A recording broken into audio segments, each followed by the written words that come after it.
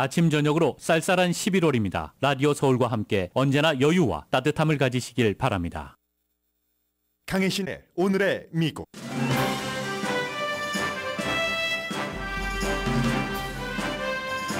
추수감사절 할러데이 대이동이 시작됐습니다. 가솔린 값은 1년 전보다 싸졌지만 동부 지역 날씨는 사납습니다. 사람들이 모이는 할러데이 시즌에 코비드-19 테스트 기구가 가구당 4개씩 무료로 배포됩니다.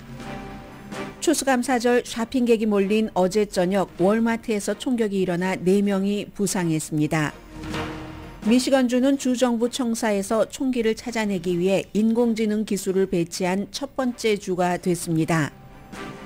인공지능 회사 오픈AI의 CEO 해고와 해고된 CEO가 다시 돌아오길 바라는 거의 전 직원, 그를 바라보는 다른 인공지능 회사들, 이 뉴스는 인공지능에 관심이 없는 사람들에게도 너무나 중요한 기술업계의 쿠데타입니다. 인간보다 더 강해질 수 있는 인공지능을 놓고 돈을 벌려는 경제적 싸움이기도 하지만 인간을 능가하는 디지털 초능력 개발 속도를 조절하려는 기업의 책임 이슈이기도 합니다. 이스라엘과 하마스가 인질과 팔레스타인 수감자를 교환하고 며칠 휴전하기로 합의했다고 하마스가 밝혔습니다. 그러나 아직 이스라엘에서는 내각에서 회의를 하고 있는 것으로 보입니다. 빠르면 오늘 이스라엘 내부 조율이 끝나면 하마스가 잡은 인질과 이스라엘이 수감한 팔레스타인을 교환할 가능성이 있다는 보도 나옵니다. 반면 가자 북부 병원 안팎에서는 여전히 격렬한 전투가 이어집니다. 교전은 난민 캠프에서 인도네시아 병원까지 확산됐고 환자들도 수십 명 사망했습니다. 미국에서는 민주당 의회에서 휴전 촉구가 강해집니다. 오레곤주 상원 의원도 휴전 촉구를 주장합니다. 연방 상원 의원입니다. 시민이나 민권단체가 아니라 연방정부만이 주요 투표 권리에 대한 소송을 할 수 있다고 항소법원이 판결했습니다. 트럼프 전 대통령과 마이크 존슨 현 하원 의장이 어제 만났습니다. 네, 지금 미국의 모든 케이블 텔레비전은 이스라엘과 하마스가 인질 협상 이런 것에 거의 완성을 봐서 임박했다는 보도가 나오지만 이 같은 것은 물론 미국 대통령이 며칠째 계속 이걸 얘기를 했습니다. 압박한다는 뜻입니다. 하마스가 먼저 얘기를 했죠. 우리 협상 거의 끝났다. 그럼 이스라엘이 아직 받아들이고 있지 않다는 뜻이 되고 그러면 미국에서 이거 될 거예요. 거의 될 거예요. 라고 하는 것은 이스라엘의 이 조건을 받아들이라는 압박으로도 보입니다. 그렇기 때문에 지금 이스라엘 내부에서는 아니 모든 인질도 아니고 인질 한 50명에서 100명 그런데 1대3으로 지금 인질 교환을 하자는 거거든요. 이쪽에서는 인질이지만 팔레스타인 여성과 대부분 이제 미성년자 감옥에 갇혀 있는 수감자를 교환하는 건데 그래서 이스라엘의 강성들이 지금 반대를 하고 있기 때문에 벤자민 네탄야후 총리가 아직은 최종적인 결정을 하지 못한 것처럼 보입니다. 바이든 대통령은 지금도 굉장히 가깝다. 인질 협상에 대해서 이렇게 오늘 아침에도 또 한 번 얘기를 했습니다. 이 내용은 잠시 뒤에 말씀을 드리겠고요. 그리고 이제 가자 지구의 알시파 병원에 이어서 인도네시아 병원도 어제 그 안에서 전투가 벌어지고 환자들이 숨지고 했거든요. 말 그대로 인도네시아 정부가 900만 달러를 들여서 2016년도에 만든 그런 병원입니다. 이 같은 내용들은 뒤에 전해드리겠고요. 오늘부터 이제 추수감사절 연휴를 맞으시는 분들 많으시죠? 프리웨이는 어떠셨습니까? 오늘 운전하실 때 이 연휴 기간 동안 정말 많은 사람들이 근래에 몇 년 사이에 최고의 여행객들이 움직이기 때문에 여러분들 이런 때는 내가 아무리 운전을 조심해도 상대가 들떠 있다던가 등등의 이유로 더 조심을 하셔야지 되고요. 교통안전국은 오늘 한 260만 명, 또 내일 270만 명, 이 정도는 이제 항공객을 얘기를 하는 겁니다. 그리고 일요일이 이제 가장 바쁜 날이 되죠. 집으로 돌아오는 날 290만 명. 그래서 이제 지난번에 세운 기록을 조금 넘을 것이다. 숫자를 우리가 일일이 안다는 것보다 지난번보다 더 복잡할 수도 있겠구나. 복잡하지 않을 수도 있어요. 내가 통과하는 그 시간대는. 그러나 어쨌든 사람 이동은 공항에도 길에도 예전보다 많겠다 하는 것이요. AAA도 지금 자동차를 타고 운전하는 사람 최소한 뭐 50마일 이상을 운전하는 사람이 굉장히 많다고 수천만 명이라고 얘기를 하고 있거든요. 그리고 이제 목요일이 추수감사절인데 내일이 가장 도로가 막힐 가능성이 높은 가장 많이 막히는 것은 막히는 것이고 그렇다는 얘기를 다시 한번 강조를 하고 있습니다. 그래서 할 수 없이 마지못해 내일 떠나셔야지 되는 분들은 떠나시지만 그렇지 않으면 차라리 추수감사절 당일날 운전을 하시는 게 훨씬 가뿐하다는 얘기 많이 나오는데요. 추수감사절이 되면은 미국에서 서부에서 동부로 동부에서 서부로 이동을 하는데 이 경우는 서부 캘리포니아는 뭐 날씨가 그럭저럭 괜찮습니다. 동부요. 이쪽 미시시피 그 남쪽에서 시작이 돼서 저쪽 이제 대서양 중부까지 뭐 뉴햄프셔 이런 데까지 겨울 폭풍들이 지금 이번 추수감사절 동안에 폭우 있고요. 폭우도 날씨가 좀 따뜻한 지역, 천둥, 바람, 또 날씨가 추운 기온이 낮은 곳은 눈이 내릴 가능성이 있기 때문에 아주 뭐 기록적인 그런 그 고생을 하실 수도 있다 하는 것을 강조를 합니다. 오늘부터랍니다. 극심한 폭풍이 오늘부터 남부, 동부 해안, 항공편에는 영향을 미칠 수 있기 때문에 여러분들 항공 스케줄도 꼭 어제 확인하셨다고 안 하시면 안 되고요. 또 확인을 하셔야지 되고 미시시피 하류에서부터 대서양 중부까지 쫙 이제 폭풍이 연장이 된다고 하니까 뉴햄프셔, 메인주, 뉴잉글랜드 다 마찬가지로 지금 폭설이 내릴 가능성이 있고요. 락키 마운틴 하이도 역시 눈이 내릴 것으로 예상이 된답니다. 그쪽 지역에 살고 계시는 한국 분들도 많이 계시잖아요. 금요일에는 이제 락키 마운틴 중부 뭐 이런 곳에 눈이 특히 많이 내린다는 얘기가 나오니까 지금 연방교통부에서는 다른 때보다 항공 여행을 하시는 분들을 위해서 관제사를 임시로 더 많이 배치를 했습니다. 그리고 뭐 새로운 항공 노선을 마련한다던가 그렇지만 이 휴가 할러데이에 더 많은 분들이 여행을 하시기 때문에 저희는 준비를 했는데 여러분들도 대비를 하시기 바랍니다 하는 얘기 하고 있습니다. 지난해 어땠던가요? 지난해에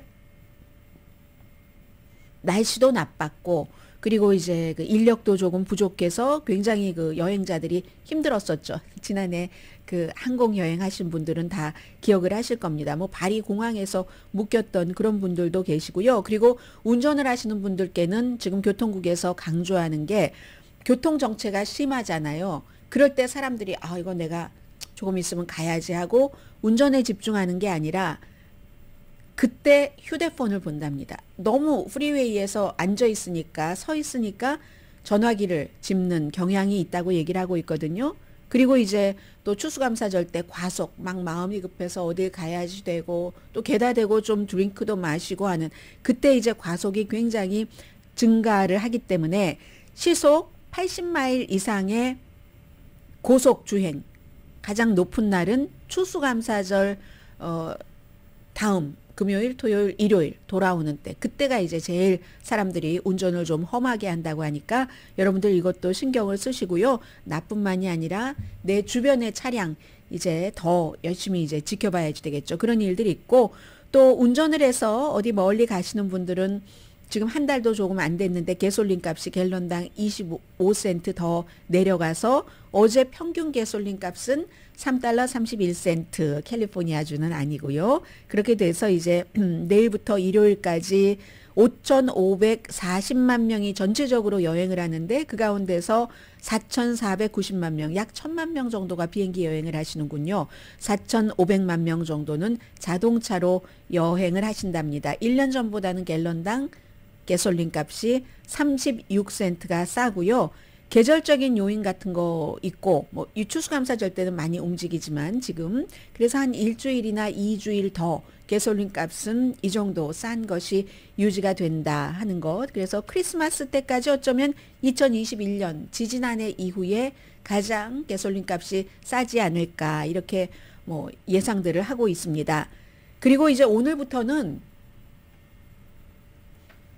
뭘 먹지? 이제 준비를 하시는 그런 기간이잖아요. 딱 주문해서 전화 걸어서 주문하고 픽업하시는 분들도 계시지만 그럼에도 불구하고 장을 보셔야 되잖아요. 요즘 뭐 월마트라든가 뭐 타겟이라든가 한인 마켓을 제외하고라도 특히 이제 추수감사절은 추수감사절에 맞는 아이템들이 있기 때문에 그런 곳에서 식료품을 쇼핑하시는 분들이 많으십니다. 이제는 조심조심 또 조심을 하는 수밖에 없는 겁니다. 어제 저녁에 8시 30분 정도면 목요일날 우리 가족들이 오니까 뭐 좀 쇼핑해야지 하고 월마트에 가신 분들이 많으셨을 겁니다. 오하이오주의 비버크릭이라는 아주 큰 동네는 아니에요. 인구가 5만 명 정도는 된다고 하네요. 아주 작은 동네도 아니네요. 비버크릭에 있는 월마트에서 총격 사건이 일어나서 4명이 다쳤고 얼마나 쇼핑객들이 8시 30분인데 당황했겠습니까? 직원들도 마찬가지고요. 그리고 이제 용의자는 스스로 목숨을 끊었답니다. 목격자들 얘기를 들으면 8시 35분경 키가 큰 젊은 백인 남자가 라이플을 들고 이 가게에 들어와서 막 사람들이 비명을 지르고 뭐 옆에 월마트가 혼자 있는 게 아니니까 버거킹으로 도망치고 인근의 식당으로 도망치고 막 거기에 또 라이트 대학교도 근교에 있고 하니까 그런 학생들도 너무 소스라치게 놀래고 그다음에 이제 경찰들이 와서 경찰견이 달려들고 이러이러한 일들이 있었는데 결국은 그 용의자에 대해서 원인이 무엇이었는가는 지금 수사 중이지만 포커스를 두는 부분은 이렇게 사람들이 많이 붐비는 쇼핑 장소에서 이런 일들도 일어날 수가 있겠지. 그러니까 어디에 들어가시면 항상 저희도 불과 얼마 전에 소방훈련 했거든요. 빌딩에서. 근데 딱 들어가실 때 늘 사람들이 다니는 입구가 있잖아요. 입구가 있는데 그 이외에도 물론 뭐 일반 그로서리 스토어 같은 경우는 입구에 쫙 있지만 어떤 그 스토어들 같은 경우는 뭐 99센트 스토어 하면은 앞에 정면에도 있고 그리고 후면에도 그 통로가 있을 수가 있잖아요. 그런 것들을 이제 항상 습관적으로 어디 들어가시면 어디가 지금 비상구가 또 따로 마련돼 있다면 이런 것들도 여러분들이 봐두셔야지 될 것 같고요. 이게 바로 하루 전날 엘라스카의 앵커리지의 월마트에서도 2명이 총에 맞아서 숨졌습니다. 그런 일이 있으니까 이젠 조심하는 수밖에 없다는 건 말씀드리고요. 총에 관해서 또 할러데이에 이런 일이 있으니까 미시건주에서는요. 몇 년 동안 정치적인 폭력이 상당히 증가했잖아요. 미시건주의 주지사가 뭐 굉장히 유명한 그 민주당의 여자 주지사죠. 그렇지만 그 성 정체성에 대해서는 뭐 생물학적으로 태어난 꼭 그 여자이긴 하지만 뭐 여러 가지 아무튼 성 정체성에 있어서 복잡성을 가지고 있는 미시건의 민주당의 주지사인데 그런데 이 미시건주는 얼마 전에 여러분들 기억해 보시면은 막 주정부 청사에 막 장총을 들고 가고 엄청난 일들이 일어났었잖아요. 그리고 주지사를 굉장히 많은 그 보수적인 시각을 가진 사람들이 그 위협을 하고 이게 법적 소송으로 이어졌고 해서 이제 미시건 주에서도 주정부 청사에 막 장총을 들고 가니까 세계에서는 뭐 저런 나라가 다 있어 미국이 미시건 주는 저러네 하고 깜짝 놀랐었잖아요. 결국은 그같이 많은 자유를 준 곳에서 사건이 일어나면 제일 먼저 좀 강한 규제를 하게 됩니다. 미시건 주에서는 이렇게 정치적인 폭력이 많이 증가하고 있으니까 주 의사당의 총기를 가지고 들어가지 못하게 하면서 그 총기를 탐지하기 위해서 인공지능 기술을 배치를 한답니다. 그래서 Zero Eye, 0, Eye, 눈 이런 회사가 만든 Eyes라는 회사가 만든 총기를 탐지하는 그런 플랫폼을 의사당에 이제 카메라가 많이 설치되어 있잖아요. 카메라가 설치되어 있는데 그 카메라 위에다가 이렇게 장착을 해 놓는답니다. 그러니까 이거 알아라 하는 얘기예요. 해서 경계심도 조금 주고 주변 환경에 이제 좀 우선은 인공지능 그런 그 기술이 딱 쳐다보고 있는 외부 상황에 관계없이 우리 미시건의 주정부 청사가 아주 방문객들도 안전하고 뭐 정부 청사에서 일하는 뭐 정치인을 포함해서 스텝 모두도 안전하기 위해서 우리가 이런 조치를 취했습니다라고 얘기를 합니다. 그래서 그러니 이해해 주세요라고 얘기를 하는데 감시 카메라만 가지고는 이제 안 되는 겁니다. 자꾸 사람들의 행동이 과격해진다? 그러면 또 규제가 과격해진다? 감시 카메라 놓고 검색대 놓고 이래도 안 된다 하니까 인공지능 기술까지 거기에 얹힌 겁니다. 소프트웨어겠죠.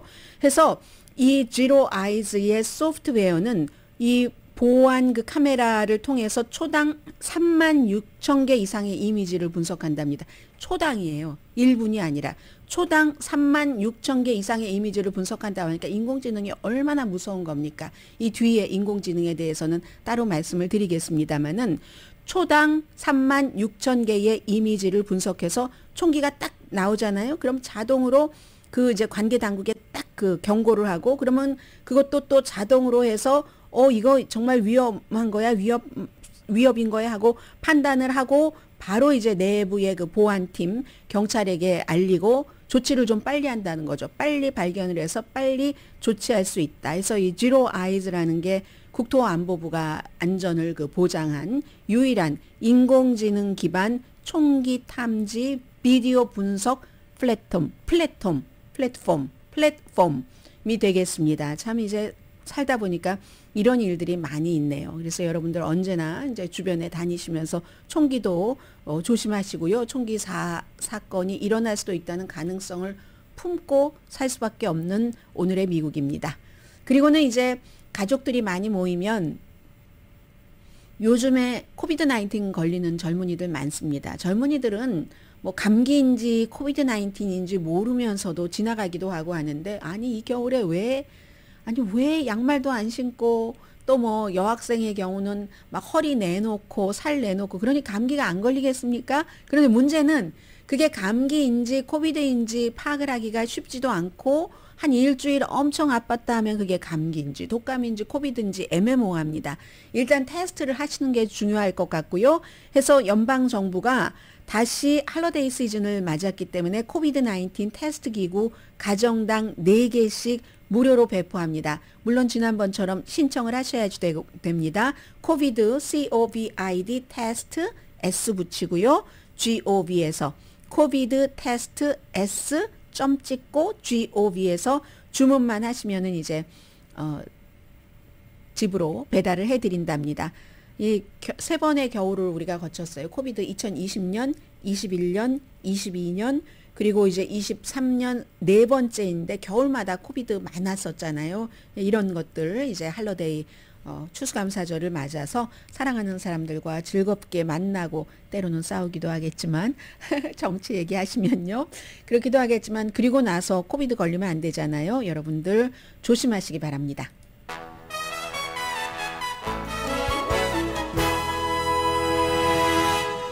오늘의 미국은 전문가가 추천하는 이민법, 가정법 전문 제인정 종합법률사무소, 총 20억 달러 승소, 교통사고와 상해 전문 브라이언 다필라와 CG 변호사 그룹, 코지다운 갤럭시 이불은 잠이 솔솔 오게 하는 기능성 거위털 이불로 독일 회사와 함께 생산합니다. 코지다운 갤럭시 이불 공동 후원입니다. 잠시 뒤에 지금 세계가 주목하고 있는 하마스가 잡고 있는 인질을 잡아놓고 적십자사가 아무리 요구를 해도 그 인질 가운데는 질병을 앓고 계시는 분들이 많으시잖아요.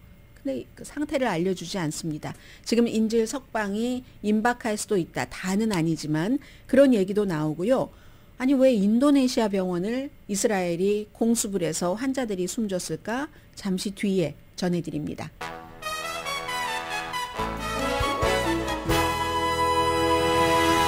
마지막 선전이 융자나라였잖아요. 융자나라 선전 들으니까 생각이 나네요. 지난 주말에 있었던 저희 이제 그 미디어 그룹에서 한 그 KTMF K-pop Cover Contest Final Round 여기서 이제 융자나라 대표님 뵀는데요. 저희 이제 후원을 해주시는 많은 업체들이 있어서 그 융자나라 광고 들으니까 평소에 잘 몰랐다가 딱 들어오네요. 이게 그리고 바로 그날 그 이제 뭐 많은 세계 각 지역에서 와서 K-팝에 관해서 춤도 추고 노래도 부르고 한 그 경연대회에 대해서는 지금도 저희 라디오 서울 유튜브 들어가시면은요. 여러 메뉴가 있잖아요. 홈, 동영상, 라이브, 재생 목록, 커뮤니티 있는데 거기 라이브를 클릭을 하시면은 바로 나옵니다. 이제 보랏빛으로 KTMF K-팝 커버 컨테스트 파이널 라운드 해서 결승 치른 것 여러분들께서 보실 수가 있습니다. 열심히 춤추네요. 지금 보니까. 자, 말씀드렸고 이스라엘과 하마스 지금 팔레스타인 수감자, 이스라엘에 수감되어 있는 사람과 교환을 하고 지금 휴전은 나흘이라고 보도하는 언론도 있고 닷새라고 보도하는 언론도 있고 하거든요. 10월 7일에 하마스가 공격한 이후에 가장 큰 돌파구입니다. 이번에 한 50명에서 100명 정도 된다고 하거든요. 그 구체적인 것은 협상 중이니까 뭐라고 말하기 힘듭니다만 첫 번째 50명 정도의 인질을 풀어주고 또 저쪽에선 그럼 150명이 되겠죠. 1대 3을 하마스가 요구를 하고 있으니까. 그리고 풀어주는 인질은 지금 인질 가운데서 이스라엘 군인도 있는데 군인은 아니고 민간인만 이제 풀어준다는 얘기입니다. 나흘이나 닷새 휴전을 하고 하루에 300대의 그 구호, 그 차량에 구호품을 실어서 가자지구로 오도록 한다. 이런 것들이요. 지금까지 하마스가 4명만 풀어줬습니다. 그 가운데 이제 2명은 미국인이잖아요. 모녀. 그리고는 인질 상태 지금 알려주지 않고 있고 많은 사람들은 질병을 앓고 있는 사람입니다. 바이든 대통령이 지금 개인적으로 바이든 대통령이 요즘 하는 일이 많아요. 어제는 또 추수감사절이라고 추수감사절이면 또 터키 뭐 보내주고 평생을 누구에게 먹히지 않고 잘 살 수 있도록 방면해주고 하잖아요. 그런 일들도 했었고 또 어제가 생일이었기 때문에 뭐 생일에 관한 농담도 하고 하면서도 계속 한 5시간, 6시간마다 한 번씩 카타르라든가 이런 중요한 지금 인질 협상에 카타르가 중요한 역할을 하고 있잖아요. 그런 사람들과 계속 통화를 하는데 이게 그럴 수밖에 없는 게 미국에서도 뭔가 그림을 만들어내고 싶어 하는 것처럼 보입니다. 뭐 당연하고요. 인질을 다 석방을 하는 것이 최우선 목표가 돼야지 되는 거고 3살짜리 여자아이가 있잖아요. 부모가 이 아이가 보는 앞에서 숨졌고 그 여자아이를 인질로 데려갔다는 그 아이를 미국으로 데려오고 싶어 하게 되는 겁니다. 엄청 데려오고 싶어 합니다. 미국 대통령은. 그래서 이번에 인질 그 협상에서 그 어린 그 소녀도 아니죠. 3살짜리면 아직 올 수 있을지 모르겠고 그래서 바이든 대통령이 개인적으로 카타르 국왕에게 전화를 많이 걸어서 하마스 쪽과 아무래도 가까우니까 하마스를 압박해라라고 얘기를 하고 있고 벤자민 네탄야후를 향해서는 하마스가 한다고 하니까 이 같은 협정을 받아들여라라고 얘기를 하고 있습니다. 카타르. 그런데 이제 여기서 제일 중요한 것은 하마스 지도자가 지금 우리는 합의가 됐다라고 얘기한 사람이 이스마일 하니에거든요. 하마스도 지도자가 많습니다. 많지만 제가 여러분들께 몇 번이나 말씀드린 것처럼 최고의 지도자는 2사람입니다. 야히와 신와르, 정치 지도자, 그리고 군 총사령관인 모하메드 데이프. 이 2사람인데 이번에 인질 협상을 하는 사람은 이 2사람은 지금 가자에 있고요. 어딘가 터널 안에 있겠죠.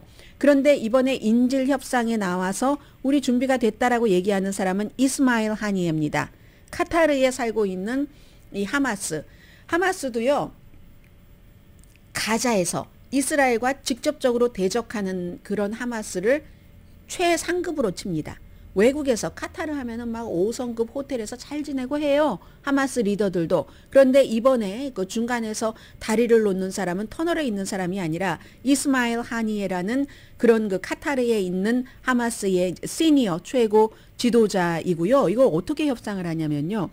그 하마스 지도자들이 지금 가자 지구에 어느 터널인가가 있는 지도자들이 터널을 통해서 이집트 국경에서 그 이집트의 그 정보 관리들에게 종이 조각의 메모를 뭐 휴대폰으로 뭐 이런 거 없어요. 이 하마스 지금 지도부는 종이 조각의 메모를 전달을 한답니다.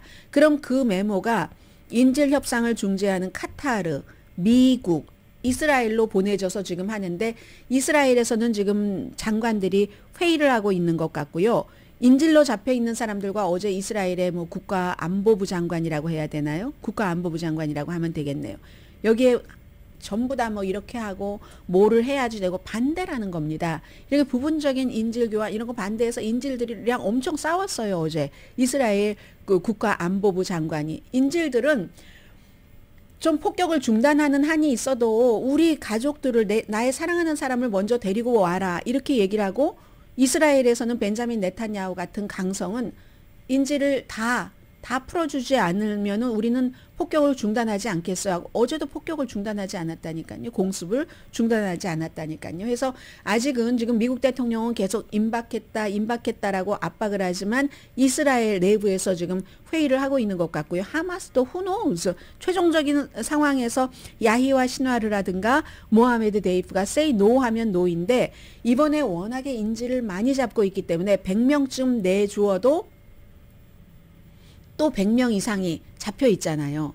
예전에는 이스라엘 군인 1명과 뭐 팔레스타인 잡혀있는 이스라엘에 잡혀있는 사람들 1000명을 교환하기도 했으니까 그래서 아마 이건 하마스 쪽으로는 인질이 많이 있으니까 that's okay 하는 것이고 이스라엘의 강경파들은 이걸 지금 받아들이지 않고 있는 것처럼 보이고 미국은 그 사이에서 압박을 하고 있는 형편입니다. 그래서 오늘 중에는 아마 미국 대통령이 저 정도로 얘기까지 하는데 전혀 그 인질이 몇 명이 됐건 풀려나오는 사람이 없다면은 이건 정말 그 이스라엘이 미국의 의견을 존중 안 해도 너무 존중 안 하는구나 하고 바이든 대통령이 뭐 어쩌면 조금 그 불편한 마음을 갖게 될지도 모르죠. 그렇다고 그러한 마음으로 정책을 뭐 이끌어가지는 않겠지만 아무튼 그럴지도 모르는 거죠. 무기는 미국 무기를 다 쓰면서 그리고 가자에서는 이스라엘의 하마스 뿌리 뽑기 공격이 계속 이어지니까 그때마다 아주 완전히 어디서 폭격이 공습이 있어서 팔레스타인 사람이 숨졌다 하면 팔레스타인 사람만 가슴 아파하는 게 아닙니다. 인질들의 가족, 하마스에 의해서 끌려간 그 사람들도 야 화가 나서 우리 가족에게 하마스가 어떠한 발아하고 본때를 보여주는 해서는 안 되는 일을 하면 어떡하지 하고 걱정을 하고 있는 겁니다. 이 자발리아 난민 캠프가 제일 크잖아요. 그 난민 캠프에서 그 가자 북부입니다. 네, 인도네시아 병원까지로 이게 확장이 됐습니다. 전선이 확장이 돼서 그 인도네시아 병원에 대해서 전선이 확장된 거는 이스라엘은 똑같은 얘기를 합니다. 얼마 전에 알시파 병원과 똑같이 그 안에 하마스 본부가 있어. 그리고 인도네시아 병원에서는 여기 하마스 본부 없습니다. 하마스는 우리 병원에 지금 없습니다라고 얘기를 하고 있고 아니야 이스라엘은 하마스가 지금 사령부로 쓰고 있다니까 이렇게 얘기를 합니다. 그래서 이제 폭발까지 일어났고 수십 명의 환자 그리고 알시타 병원에서도 그랬던 것처럼 사람들은 병원은 안전하겠지라고 생각을 하고 전쟁 법이라는 게 있으니까 인도주의적인 법이라는 게 있으니까 이스라엘이 저렇게 그 병원을 공습하리라고 생각을 안 한 겁니다. 그래서 이제 거기에 피신을 굉장히 많은 사람들이 하고 있었는데 그러다가 숨져서 어제 59의 시신을 병원을 지금 이스라엘이 알시파 병원 그 포위한 것처럼 똑같이 인도네시아 병원을 포위를 하고 있거든요. 그래서 시신 59를 병원의 뜰에 묻을 수밖에 없었다. 병원이 지금 무덤이 되고 있다. 똑같은 얘기죠. 반복입니다. 지금. 근데 더 이상은 반복 나올 것도 없는 것 같아요. 지금 세계보건기구가 얘기하는 거 보면 가자에 36개의 사람들을 치료하고 하는 병원이 있는데 이제는 그 병원 중에서 기능을 하는 병원이 하나도 없다라고 보시면은 될 것 같고요. 그리고 지금 이 병원에서 있는 사람들도 상상을 초월한다. 우리는 병원 안에 갇혀 있다라고 얘기를 합니다. 알시파 병원은 한 병상이 700개 정도 있는데 이 인도네시아 병원은 병상이 240개 아니 140개네요. 그 정도로 있는 것이고 지금 이 인도네시아 병원에서 의료진들이 환자들에게 줄 산소가 없습니다. 인공호흡기를 썼던 환자들은 모두 숨졌답니다. 이 병원에서는 우리가 자유세계에 외칩니다. 인도네시아 병원은 지금 병원이 아니라 묘지가 되고 있습니다. 이렇게 얘기를 하는데 인도네시아 병원은 이름 그 자체로 그대로 가자지구에 있는데 인도네시아 그 영어로도 써 있고 아랍어로도 써 있거든요.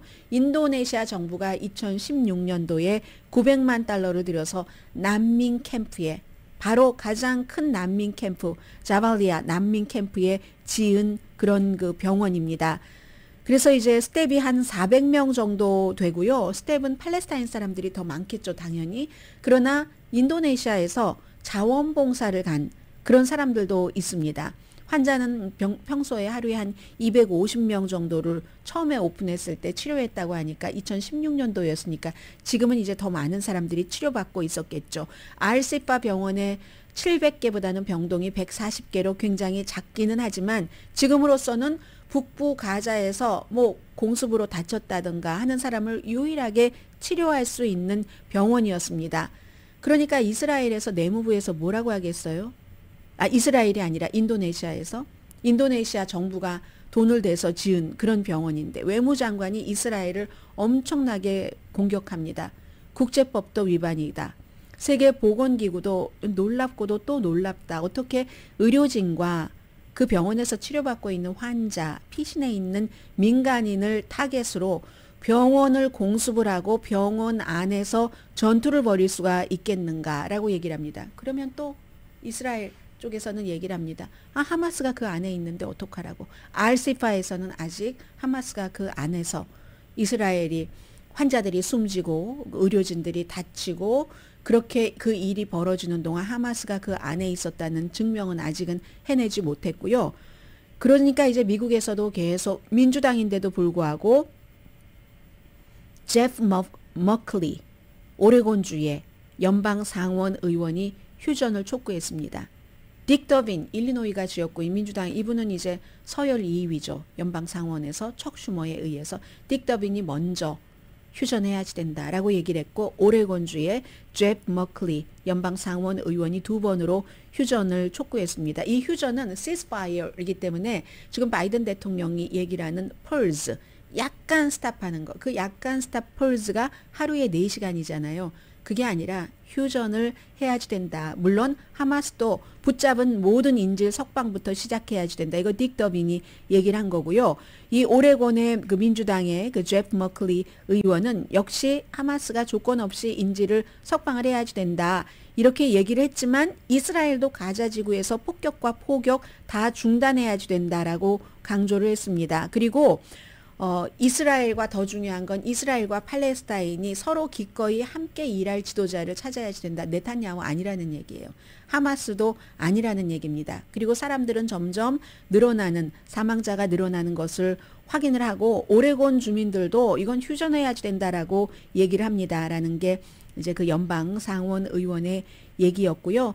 하원에서도 지금 민주당에서 휴전해야지 된다라고 얘기를 하는 사람들이 많은데 아직은 백악관에서 바이든 대통령이 휴전에 관한 얘기를 하고 있지는 않습니다. 하마스의 공격이 시작되고 지금까지 이스라엘 사람 숨진 사람 1200명, 1400명에서 200명 낮춰서 수정 발표를 했고요. 하마스 쪽에서는 지금 13,000명 사망한 것으로 지금 나오고 있습니다. 그래서 오늘은 아마 이 인질 협상이 이루어지게 되면 이게 세계적인 탑 뉴스로 쭉 갈 것 같고요.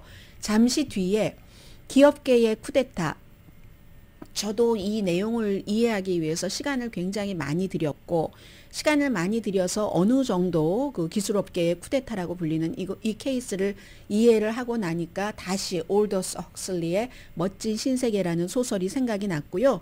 여러분들께서도 제가 가능하면은 더 이것을 알려드려서 지금 세상이 뭐 돌 같고 불도 없던 시대에서 농경 시대로 됐고 산업 시대로 됐고 기술 혁명이 일어났고 그 기술 혁명의 최고위에 지금 인공지능 혁명 쿠데타구나 하는 우리가 살고 있는 이 세상의 변화를 느끼실 수 있도록 잠시 뒤에 전해드리겠습니다.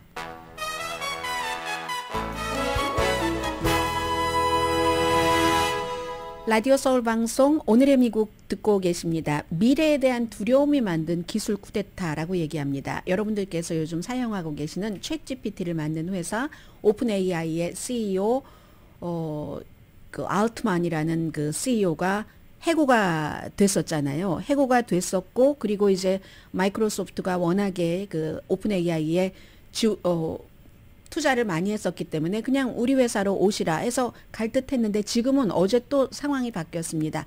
다시 이 그 샘 알트만이 원래의 오픈 AI 회사로 갈 수도 있다. 대신 조건이 있는데 본인을 해고한 이사들을 전부 해고하면 그리고 직원은요 770명 가운데 744명이 이사 해고하고 원래 있던 샘 알트만을 다시 돌아오게 하라 이런 거거든요.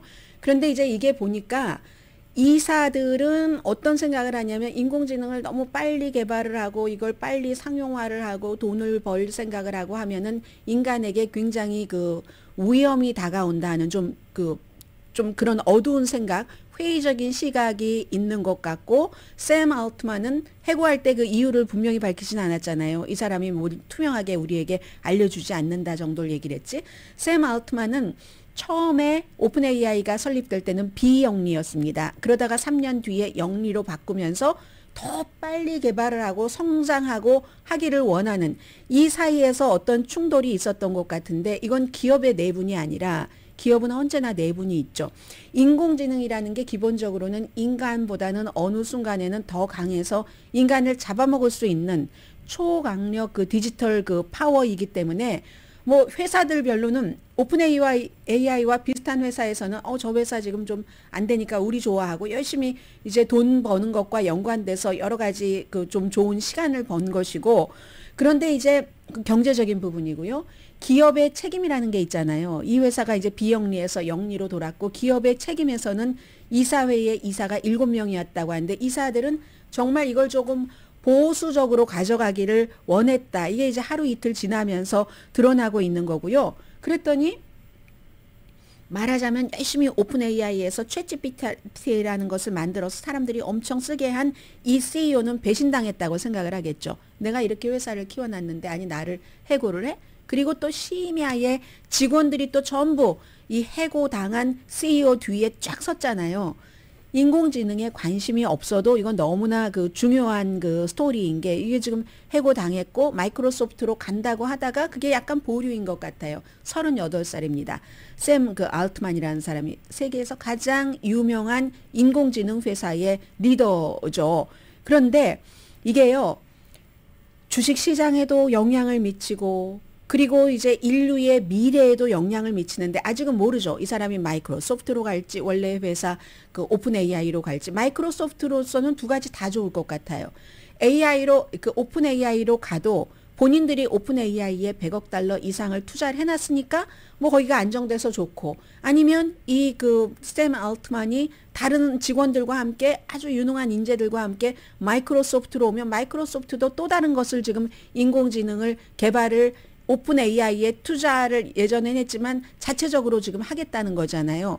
마이크로소프트 회사는 뭐 이래도 좋고 저래도 좋고 할 것 같고, 이 샘 알트만이 어디로 갈지는 알 수가 없지만, 그렇지만 이제 기본적으로는 이런 것들이 예를 들어 구글의 바드 같은 경우는 좋겠죠. 좋아하겠죠. 또 아마존도 엔트로픽이라는 그런 인공지능에 투자를 한 40억 달러를 한다고 하잖아요. 그 밖에도 많잖아요. 뭐 코히어라든가 아니면 그림을 그리시는 분들은 델, 그 E3로 그림을 그린다던가 이런 회사들이 있어서 그런 업계에서의 경쟁인 것은 분명합니다. 이 오픈 AI가 처음에 출발을 했지만 조금 어둡고 좀 스트러글이 있는 상황에서 우리가 구글이든지 어딘지 우리가 좀 따라잡아 보겠어. 그런 것들이 있을 수가 있겠죠. 기술 전쟁을 하는 겁니다. 그리고는 인재의 중요성 같은 것도 굉장히 그 강조가 되는 거죠. 오픈 AI라는 회사가 무슨 뭐 800억 달러 이상의 가치를 가진 그런 회사라고 하는데, 직원들이 다 빠져나가면 그 800억 달러라는 그 가치는 하루아침에 아무것도 없는 거의 종이 수준이 아무 의미 없는 종이 백지 그런 수준이 될 수도 있는 거잖아요. 그런 문제가 있고, 더 중요한 것은 제일 앞에 말씀드린 인공지능을 그럼 샘 알트만의 그 방식대로 이제 부머라고 얘기를 하는데, 그리고는 이제 부모의 반대는 좀 회의적인 시각을 갖고 있는 두머라고 얘기를 하는데, 샘 알트만이 지금 현재로서는 이기는 거잖아요. 어디로 가든지. 이 인공지능의 기술 개발의 속도는 늘어나겠다. 그럼 가만히 생각을 해보세요.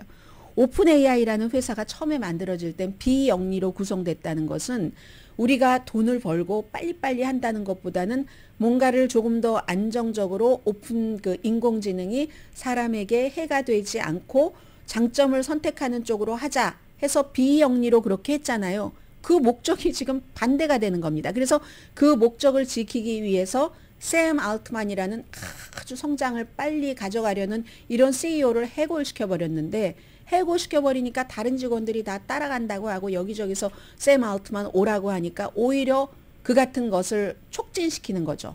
샘 알트만이 가고자 하는 방향을.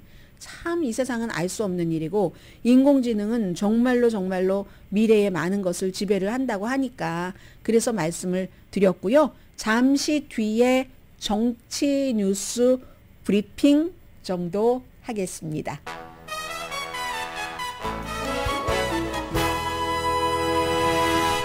라디오 서울 방송 오늘의 미국 듣고 계십니다. 제가 미국에서 수십 년 동안 살고 그 수십 년 동안 방송을 하면서 항상 뭐든지 전진을 하거든요. 이 법 같은 거. 여러분들 그러지 않으세요? 저와 아마 똑같이 느끼실 것 같아요. 진보하고 발전하고 이렇게 가는데 최근에 몇 년 사이에는 뒤로 후퇴하는 일들이 굉장히 많습니다. 특히 뭐 민권법 이런 것도 마찬가지여서 시민이나 민권단체가 아니라 연방정부만이 중요한 그 투표 권리에 대해서 소송을 할 수가 있다. 항소법원이 판결을 내렸습니다. 이건 잠재적으로 민권법을 파괴할 수도 있다는 얘기입니다. 원래 이게 투표와 관련돼서 뭐 우리 인종이 차별을 받아 뭐 이러면은 이제 개인이라든가 그 개인을 지원하는 어떤 민간 단체가 소송을 많이 해서 뭐 또 승리를 하는 경우가 많았습니다. 그런데 이번에는 이게 공화당이 그 임명을 한 트럼프 전 대통령이 임명을 한 데이비드 스트라스 판사가 판결문을 썼는데 지금까지 해온 그런 판결이 굉장히 기반이 허약했다. 허약한 기반을 가정해서 판결을 내린 거다. 이 케이스가 알칸소에서 어떤 한 지역 이런 곳이 우리 투표 지역구 설정할 때 조지아주라든가 다른 데서 있는 것과 마찬가지로 흑인 인구가 굉장히 많은데 지역구를 이상하게 잘라놔서 흑인 대표를 흑인들이 원하는 대표를 선출하지 못하게 해. 이렇게 해서 소송을 한 거거든요. 예를 들면 한인타운에서 요즘에 뭐 그레이스 리 후보가 시의원 후보에 나와서 여러 가지 얘기를 합니다만은 그레이스 리 후보의 가장 중요한 것이 한인타운을 막 조각조각 쪼개져 있는 것을 하나로 묶어서 한인들이 원하는 이슈를 함께 투표할 수 있도록 한 그런 거잖아요. 이것과 알칸소에서는 반대로 해서 흑인들의 표를 못하도록 했다 하는 것에 대해서 소송을 했더니 이게 항소법원이 딱 연방정부만이 그렇게 할 수가 있어. 투표와 관련돼서 인종차별을 금지한 민권법. 이건 이제 연방정부만이 여기에 소송을 할 수 있는 거야 라고 지금까지와는 다른 판결을 내린 겁니다. 그러니까 결국 뭐 소송을 한 측에서는 이게 뭐냐. 목숨까지 바쳐서 얻은 결정적인 그 유권자의 그 권리, 투표 권리 보호를 연방항소법원 판사 3명이 2대1이었거든요. 항소법원 판사가 뒤집네, 뭐 2명이 뒤집네 이런 얘기를 하는 거고 결국은 이제 대법원으로 가겠죠. 어제 이제 그런 일이 있었고요. 그리고 트럼프 전 대통령은 선거 개입에 관해서 기소된 그 케이스에 관해서 이제 뭐 뉴욕에서도 그렇고 워싱턴에서도 그렇고 판사가 함구령 개그 오더를 내렸잖아요. 그리고 이제 또 트럼프의 변호인 측이 그거는 정말 표현의 자유를 위반하는 거고 트럼프라는 사람이 지금 2024년도 대통령 선거에서 후보로서 너무 강하니까 그걸 누르려고 의도적으로 정치적인 판사들이 하는 거다 하면서 그 개그 오더를 없애달라 하고 고소를 했잖아요.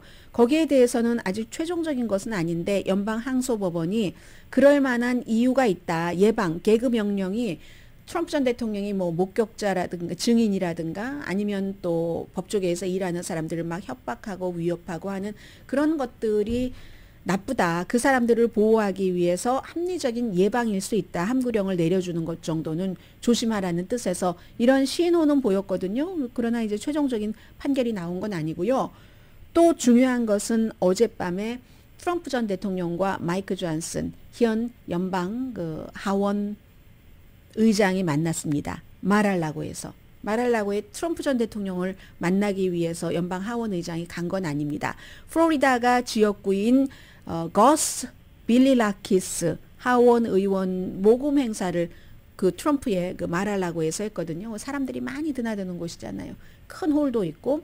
그래서 이제 하원 의장이니까 하원 의장의 가장 중요한 것이 선거 기금을 모아주는 것이고 동료 의원들의 그리고 그게 가장 이 마이크 존슨도 약했다 하는 얘기를 듣는데 지금 시동을 걸어서 하는 겁니다. 마침 장소가 트럼프 전 대통령이 있는 곳이니까 해서 두 사람이 만났다는 거죠. 두 사람이 만난 건 너무 중요하죠. 며칠 전에도 이 마이크 존슨은 뭐 우리 좋은 관계다 트럼프와 이런 얘기를 하고 2024년도 트럼프 전 대통령이 당선되기 위해서 나는 모든 것을 한다.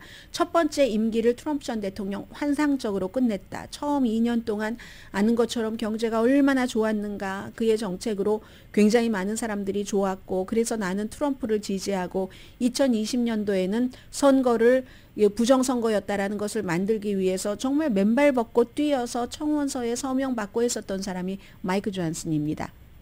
그래서 트럼프 전 대통령이 처음으로 연방 하원 의장을 만들려고 했던 짐 조던, 프리덤 코커스의 짐 조던이 떨어지고 나서 마이크 존슨을 또 열심히 지원을 해줬죠. 그리고 트럼프 전 대통령이 이 마이크 존슨은 마가 마이크다. 나의 그 Make America Great Again을 굉장히 열심히 홍보를 해줄 사람이다라고 얘기를 하고 있잖아요. 그를 뽑아라 라고 했습니다. 그래서 이 두 사람의 만남은 엄청 지금 중요하다고 볼 수 있죠. 선거에 있어서. 오늘의 미국은 전문가가 추천하는 이민법 가족법이 아니라 지금 텔레비전에서 인질 석방을 기다리고 있는 가족을 보니까 가족이 나오네요. 가정법 전문 재인정 종합법률사무소 총 20억 달러 승소, 교통사고와 상해 전문 브라이언 타필라와 CG 변호사 그룹, 코지다운 갤럭시 이불은 잠이 솔솔 오게 하는 기능성 거위털 이불로 독일 회사와 함께 생산합니다. 코지다운 갤럭시 이불 공동 후원이었습니다. 10시에 좋은 아침, 좋은 하루 방송됩니다. 네, 아마 오늘 발표할 것 같은데요. 그 가자지구에 억류하고 있는 여성 40명, 어린이 13명을 석방한다고 예루살렘 포스트가 지금 보도를 하고 있네요. 이스라엘에서 발행되는. 그리고 이제 팔레스타인 사람 150명과 53명을 바꾸는 겁니다. 그래서 이스라엘 강성들이 엄청 싫어하는 거고요. 또 인질 10명이 추가로 풀려날 때마다 이스라엘이 하루씩 전투 중단한다는 이런 정도랍니다. 강희신이었습니다.